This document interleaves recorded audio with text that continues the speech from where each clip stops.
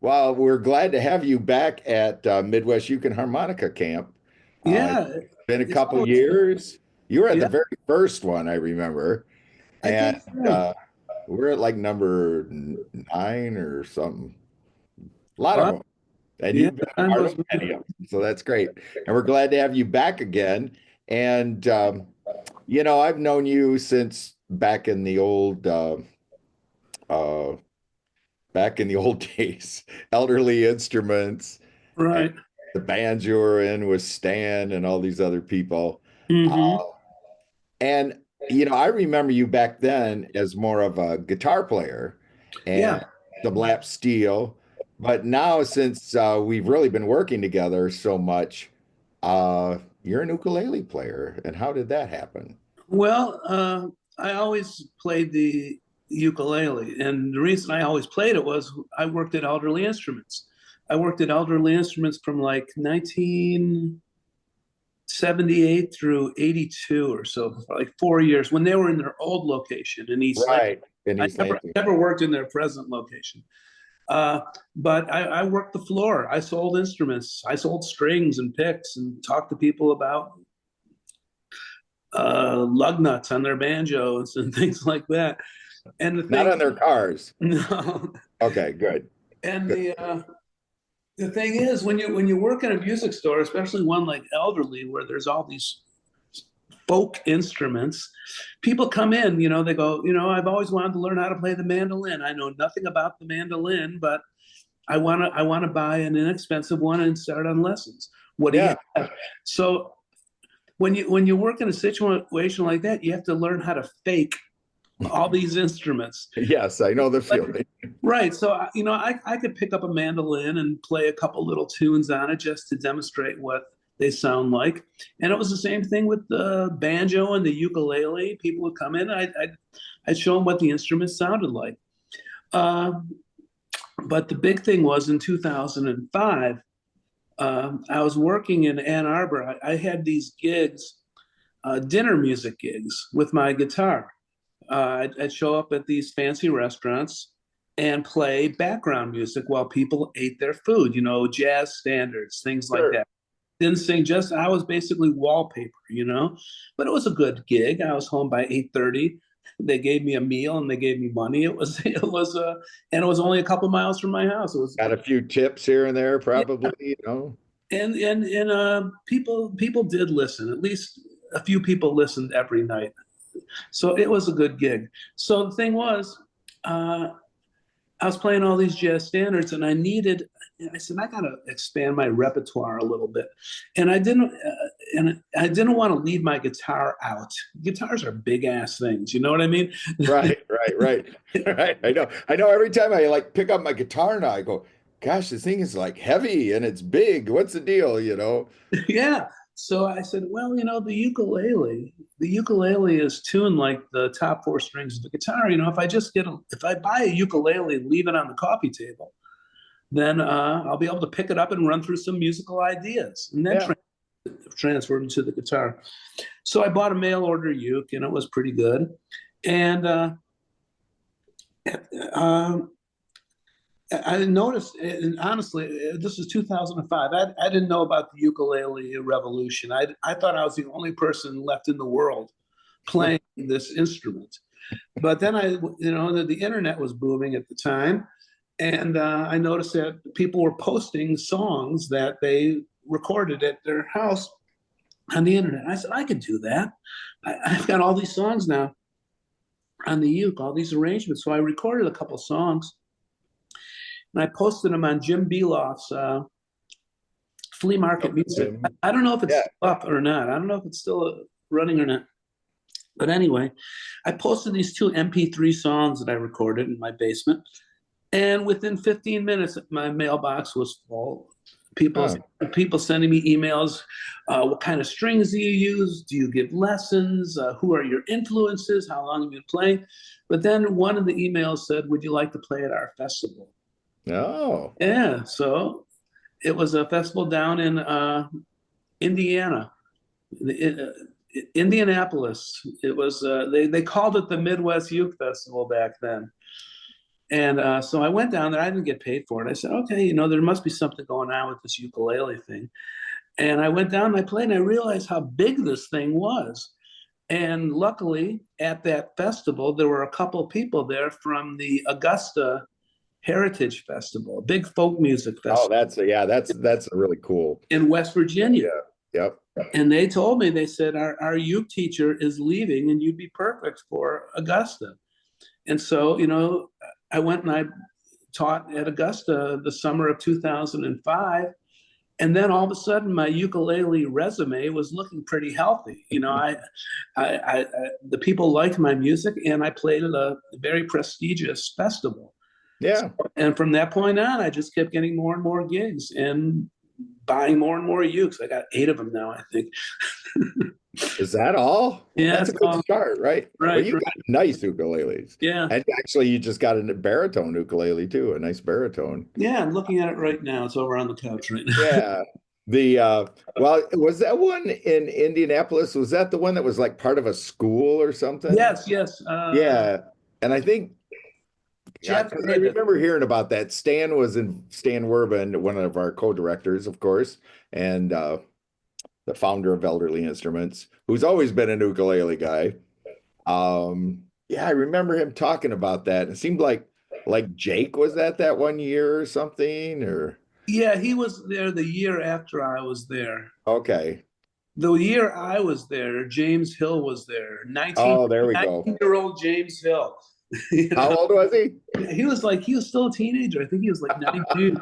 And he was the headliner. Oh my goodness. That's awesome. Right. Yeah, it was part of a school and the kids helped pick the workshop curriculum or something like that. Yeah. Had something to do with that. That's a Mhm. pretty cool concept. Well, then you play at all these ukulele festivals. You were the artistic director for the Ashokan Ukulele Festival for Yes. a few years, and that's kind of when we really started working together. Because Yes. you took me on, you go, Ben, I need someone to help me at Ashokan.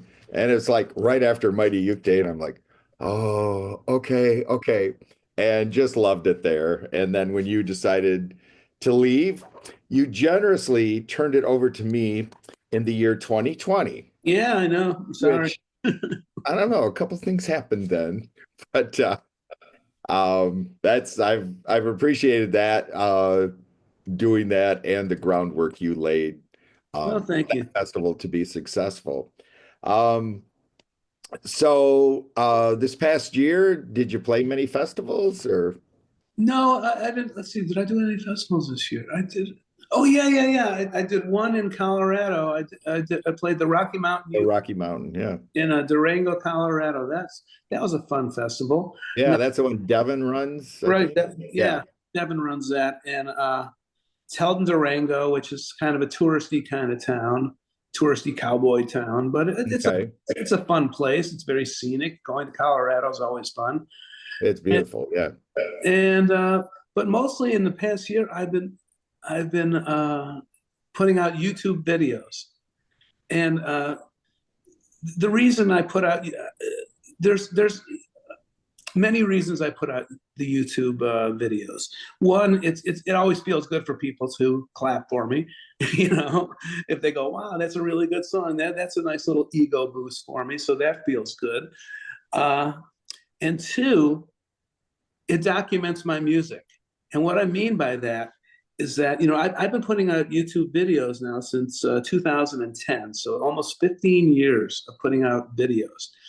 And the other day, uh, I thought to myself, "Wow, I want to." I used to play that one song, and I can't remember what the song was, and I tried to play it, and I couldn't remember a certain part of the song. Right. So I went back and watched my video. you know, You're learning from yourself. right? It's a self-documenting. It's much easier than writing down the music. Oh yeah. Yes. So I'm compiling my library. Just when my brain goes to mush, I'll be able to go back and watch the videos and relearn all these And things. you go, oh, that Gerald, he's such a good ukulele player. But it's also dangerous. Uh-oh.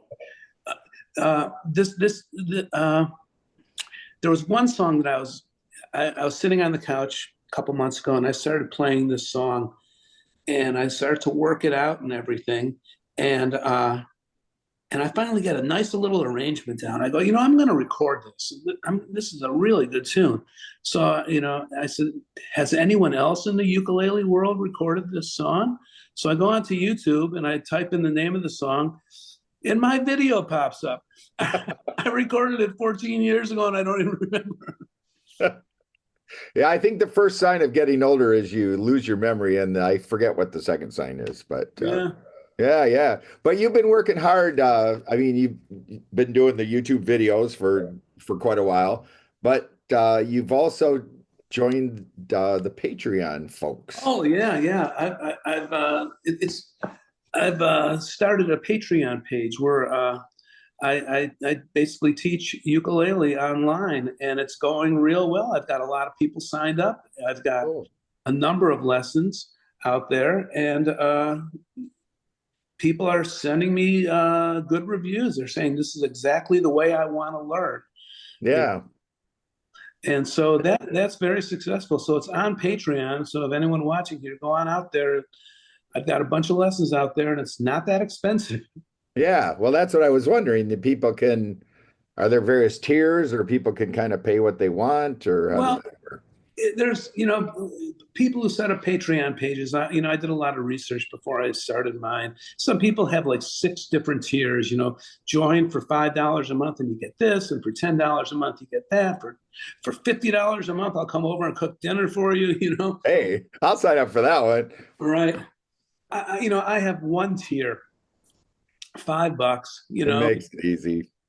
So all I need, if I can get like 100,000 people to sign up, then I'll be doing pretty good at $5 a head. That would be that would be something. You Yeah. might crash the Patreon servers. I don't know. Right.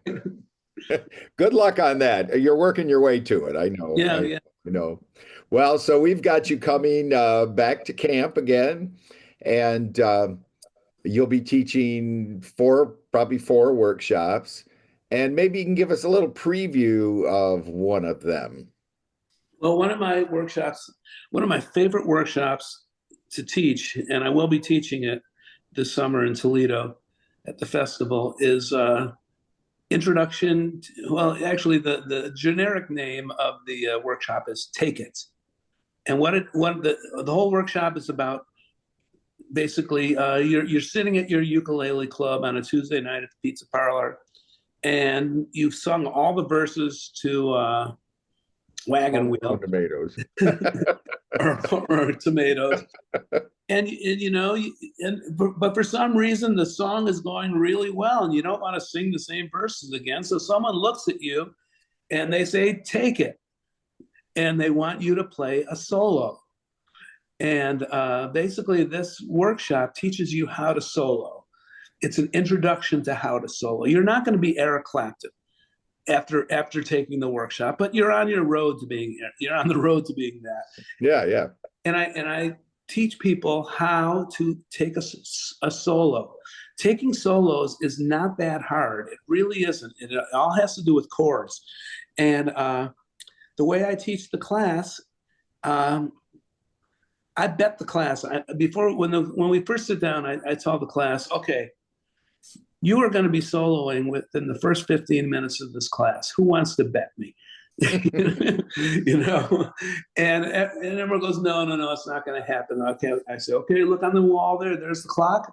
Let's see 15 minutes. And I start teaching the class. And at about 13 minutes, I say, okay, now it's time for you to solo. Take it. And everyone takes their first solo. Huh. It does happen. I've never had it fail. So, and we explore how to take solos on basic songs, basic 3-chord songs, G, C, D, C, F, G, those kind of songs, and also how to play bluesy kind of solos. Every song is not "You Are My Sunshine." Sometimes you want to play the blues. And if you play "You Are My Sunshine" type licks on the blues, it's not going to work. Doesn't fit. Right. So I teach people how to take the basic patterns, but turn them into blues patterns. And this is a 2-part class. It's not a one-part class. In the first part of the class, we learn how to solo on very basic songs. In in the second part of the class, we learn how to solo on blues and also how to solo on songs that have chords that are not in the key. Well, like if you're in the key of C, a three Right. chord song in the key of C, yeah, C, F, and G. Well, what happens? Okay, and you're soloing along, and everything sounds good. Then all of a sudden, the song goes to an A flat. What do you do then? If you play the same solo that Quit. Run yeah, away. if you play the same type of solo that you played on the C, F, and G, it's going to sound terrible when that A flat comes around. So Yeah. I teach people how to solo on these oddball chords that may show up in the song. And that's probably the easiest part of the class. Everyone thinks it's going to be the hardest, but it's really the easiest. So that's the second part of the class. And people love that class. Well, I mean, from personal experience, um, I've played with a great instrumentalist for so many years. So Hmm. I've never really learned a solo. We were together, what, last Sunday, a couple Sundays ago, we had a jam session over at our Right. friend Bob's house. And I was great singing some songs, but when it came to soloing, people would look at me, Ben, take it. And I go, no, Gerald can take it. Bob can take it. I don't want to take it. So I think I'm gonna have to find a little time during that weekend and take that class. Yeah. You I've could take always wanted to solo, and I've just, I guess, been too lazy or too intimidated to do it. it's not that hard. It's going to be hard to become Eddie Van Halen or Eric Clapton or BB King. Yeah, Yeah, that's going to take you a little while, but that's all right. just to play a pleasing sounding solo that adds to the music is not that hard to do. Okay, that sounds pretty cool. We're Yeah, gonna have everybody soloing now. That'll be great. yeah. Awesome. So, well, cool. And you'll be teaching, what were a couple of the other classes? You had the different ways of playing chords, Oh like group yeah, there's chords. basically three note chords. I have a three note, Yeah, not a three chord song class. It's not three three note chords. chords. These are three note chords. Everyone thinks, well, the ukulele is easy because it's four strings. Yeah, it's only four strings. Now we're going to throw away one of the strings, you know, and It's even easier it's even or easier harder. I and it don't know. sounds even better. And I teach that class how to use these three note chords and make your music sound a lot better than the traditional chords that you Yeah, learn. yeah. They're very easy to finger chords. They don't, you know, I'm a lazy player. I don't want to play some chord that I have to stretch A 12. Benny Chong chord. Yeah. I don't know You know, what he does. my philosophy is okay, here's a chord that spans 12 frets, and you're only going to play that chord once in your life Right. for one beat. One measure, maybe. Right. Oh, even just a beat. All Right. right, right. How much of your life do you want to dedicate to learning that chord? All of it. Right. Doggone it. So, And then the other one, well, it kind of flows into both of these, is the arranging class. oh yeah, We're looking at that. You teach how Gerald arranges a song. yeah. I take the song "All of Me," the jazz standard "All of Yeah. Me," and I start. This is like a lecture kind of class. We're not actually gonna learn how to do it. It's an introduction, or it's a look at my mind and how my mind works to arrange these songs.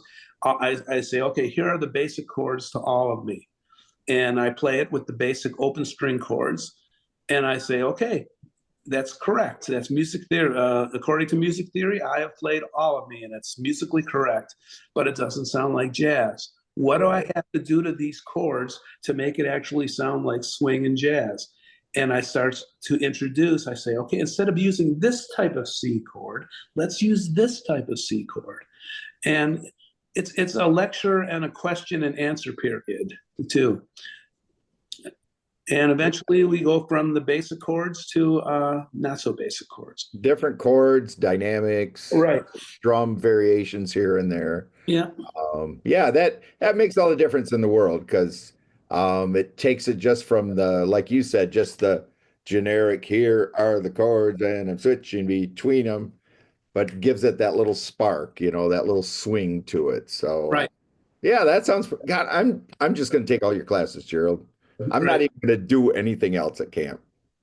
And one of the other classes I'm teaching that I really enjoy teaching is how to read and write a chord chart. That's a That good that is skill to basic. have. That is basic musicianship. You know, I notice that a lot of beginning ukulele players they do something that I call folk music charts. And what folk music charts are is they take a song and they write out all the words to the song. And over the word love, they'll put a C, telling you that when you get to the word love in the song, change to a C. When you get to the word sunsets, you change to a word. They'll have a G over the word sunset. Now, that is those are excellent those are excellent charts to use when you're first starting out. Because they teach people when to change the chords. It's very easy. You see that when that word comes around in the song, change chords. The Yeah, problem is, if you've never heard that song before in your life, you have no idea how to play it. You don't right. know. You don't know if it's fast or slow. You don't know if it's a waltz or a cha cha cha or a tango or a rock tune. And so there's a universal way of writing chord charts that you can take. I teach you how to write these chord charts. And it's a very easy class. I don't know why more people don't do it. Uh, if you can count to four and count to four consistently, you could take this class. you know, and I think most of us are probably there.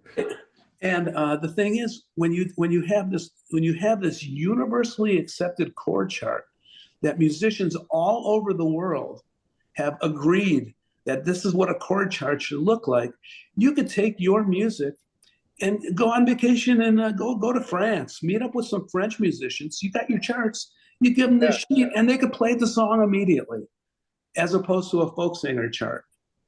This is basically what you'd find in like a jazz fake book kind of thing. Right. It's Yeah, okay.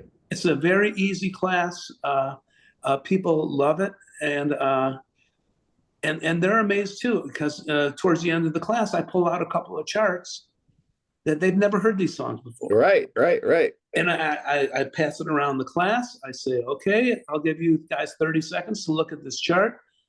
And they look at the chart and they make sure that they know how to play all the chords on the chart. I go, here we go, one, two, and and as soon as I count off the song, they're playing it, and they play it Wow. from start to finish.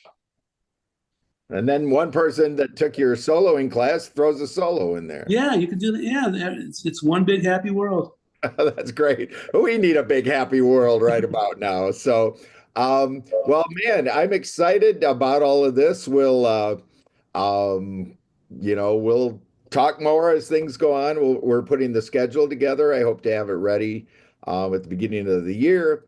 And I think everybody that's halfway interested in the ukulele will find something to take back out of your classes, and certainly all the other instructors too. I think it's going to be a great camp.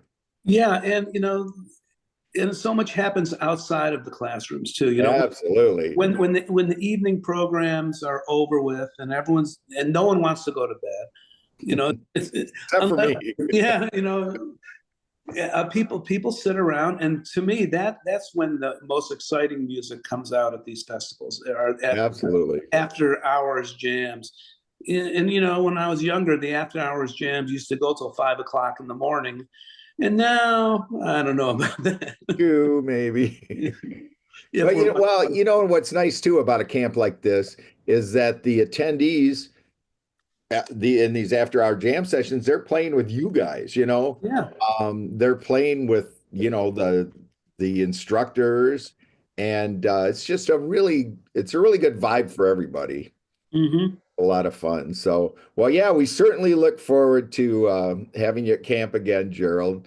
And I know I'm not going to push you on this right now, but I'm holding you to it that you're going to have some new jokes for this year's camp.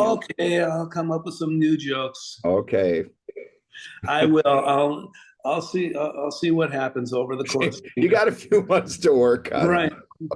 That'll be great. Definitely. Well, Go it's ahead. awesome talking to you, man. And we look forward to seeing you at camp. And the best of the holiday season to you and Yeah, your family and three grandkids. yeah, they're all showing up at Christmas time. It's going to be Oh amazing man, that'll here. be so much fun. Yeah, I love it. They're the best. All right, we'll see you later, buddy. Okay. All right, bye-bye.